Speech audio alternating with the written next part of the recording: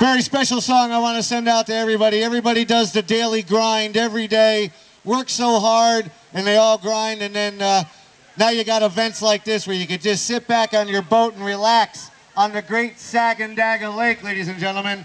You can't ask for a better time and better friends. This song is called Grind. Send this out to you.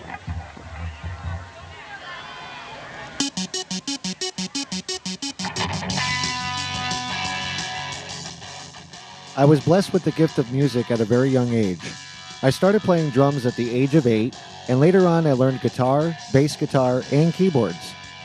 I created the first marching band for my high school I went to at Tamarack High, and I was in all-county choir and all-county band for 3 years in a row. I knew that I had a gift of music, and I worked very hard at it, spending numerous hours cultivating my craft. I definitely wasn't an overnight success, and like most musicians, I had to go out and get a day job. But I always knew that someday my gift and the hard work that I put into it would pay off. It wasn't until years later when I actually started making money at doing what I loved to do that I made the connection between music and business. Working with several artists and bands that were successful in the music business was a very valuable learning experience for me.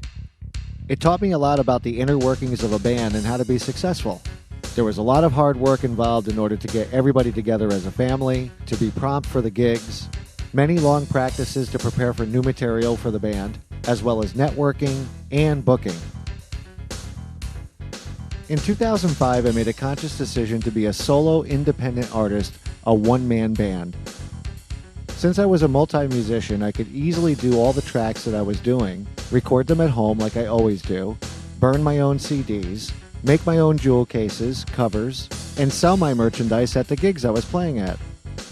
As a one-man band, I had to make sure that I had something that was marketable, something that was different, something that was really good, and I had to make sure that my product was versatile so I could fit any type of venue or event. It literally took me every single thing that I've ever learned in my life in order to facilitate my career as a one-man band. This also included keeping up with the latest technology that was out there for musicians to use. Educating myself on how to use these tools was the key to my success. Along with determination, perseverance, and a whole lot of networking, I was able to maintain 175 shows on average per year by 2007. Not too shabby for a one-man band. After about 5 years of establishing a successful music career, I started posting my music online like most musicians do to see if I could gain more fans and create a buzz. And that's when, in April of 2011, my music was discovered on global internet radio. Just knowing that my songs could be heard all over the world, I quickly took advantage of the opportunity. I cross-promoted the DJ and the radio station, and they cross-promoted me back.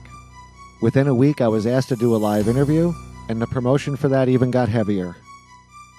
About a month or so after I did the live interview, I was presented with 2 record contracts. The first contract wanted 60% of my money, while the other one was a 3-year deal, $150,000 front, and I was responsible to pay for the production of my own CD. This did not make any sense to a guy who was doing it all himself, especially someone who was a walking record label making 100% of his money and 100% control of his own career. I started UNIR1 Radio because I wanted to give artists the same opportunity that I had by breaking their music out into the mainstream a heck of a lot quicker than if they were to do it themselves. I also wanted to teach artists a couple things.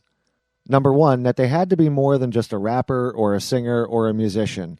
They needed to be very well-rounded and needed to know the ins and outs of how to run a music business.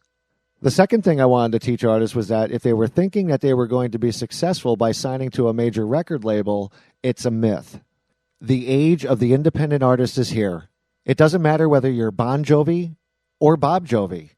As long as you believe in yourself and you're good and you practice and you have an itinerary, then all you need is the proper marketing and promotional plan, the most advanced tools to help you achieve your success, and the team that educates you on how to do that.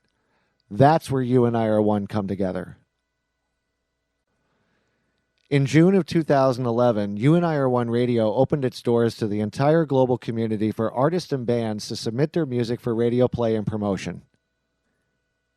It got to the point where we received so many submissions that we just didn't have enough time in the day to play them all.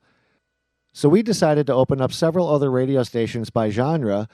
This way we could target market our audience based on what the artist or band played. By February of 2012, UNIR1 network was launched.